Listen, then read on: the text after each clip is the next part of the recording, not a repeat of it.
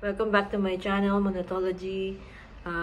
Gusto lang natin sanang pag-usapan yung usap-usapan sa social media about yung pets. Hindi tinanggap po doon sa restaurant ng Balay Dako. Diyan po sa Tagaytay. Alam ko sa Tagaytay. Alam ko nung una kauwi ako nakadalaw ako diyan, nakapunta ako one time. I'm not sure what year yung nung nakakain ako diyan, but it's really nice restaurant. So, galit na galit yung mga netizen, nabasa ko lang naman sa Facebook na bakit daw, nadidiscriminate daw yung isang klase ng aso. I forgot what kind of dog is that. Na hindi daw tinanggap noong restaurant, which yung restaurant ay nag-post na pet-friendly yung restaurants. And then, yung restaurants na yon, and then, bale nagreklamo yung mga may-ari ng Aspen ang pangalan ng aso, na hindi pala tinanggap yung aso doon sa restaurant kesyo ang kahit napasado yung weight limit ng aso doon sa restaurant. So galit na galit yung mga netizen na binabas po yung may-ari ng Balay Dako na bakit ganito, bakit ganyan. It's like it's injustice.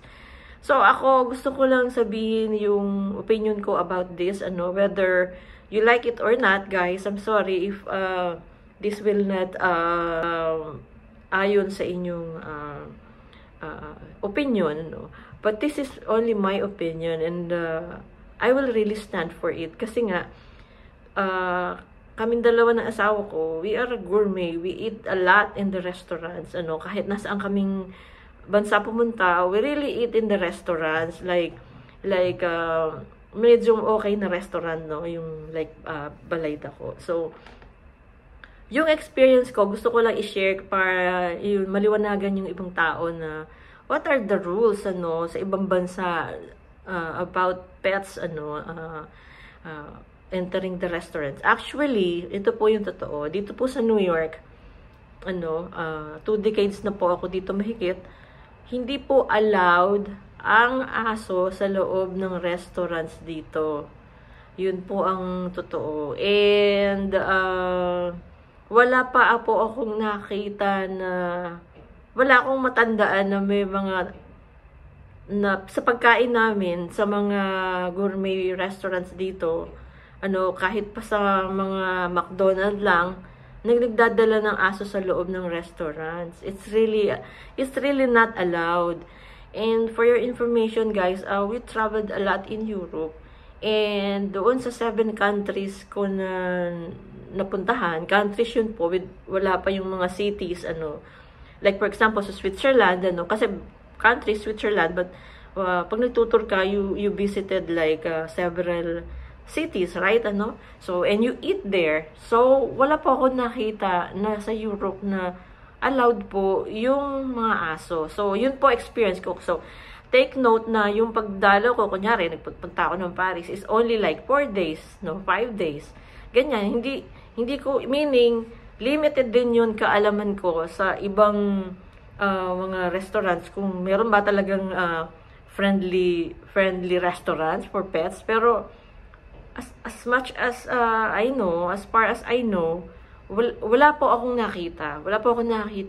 So, kung meron man siguro, pero it's really very rare, It's a rare, I don't know. Pero, tsaka isa pa sa akin, ang restaurants po, ng mga tao, ay para lang dapat sa mga tao. So, kung malaking, kasi dyan, ang napakalaking debate po kasi dyan, yung mga tao na may allergy. Kasi hindi lahat ng tao po ay mayroong mga minor reaction lang sa allergy, Meron talaga nagkakasakit. And I would tell you the truth.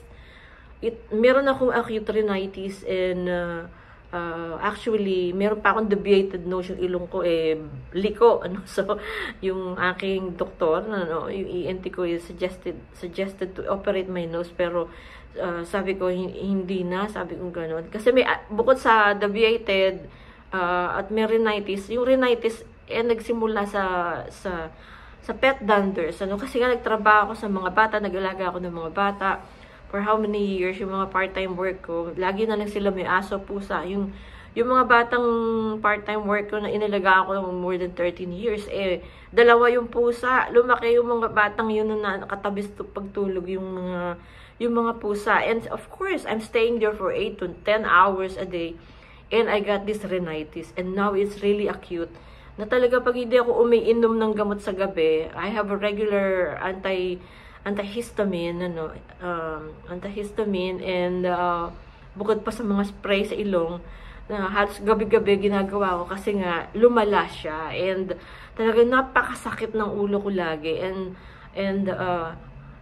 kaya ko po ito kinukwento, dahil nga, may mga case-to-case basis na ang allergy ay hindi minor allergy na babahin ka lang at sisipunin ka, kundi nagiging acute, nagkakos ng sobrang problem. Merong mga dyan na mga may asthma na hindi po pwedeng makaamoy makasinghot ng mga balahibo ng pusa and aso, and that can cause their health situation na maaring detrimental and maybe fatal, di mo masabi, no?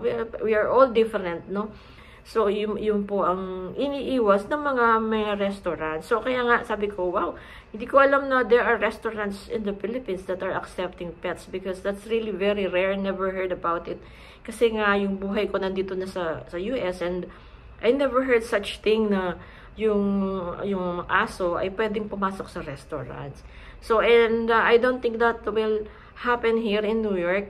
Kahit pa sabihin yung mga tao dito ay sobrang hilig sa mga animals, sa mga pets. Oh, grabe. Hindi lang po sa Pilipinas kayo may mga talagang diehard sa pets. Dito, grabe, no? Ginugroomer yan regularly, nail polish, regular. May mga health insurance din ng mga aso dito, may mga dog sitting.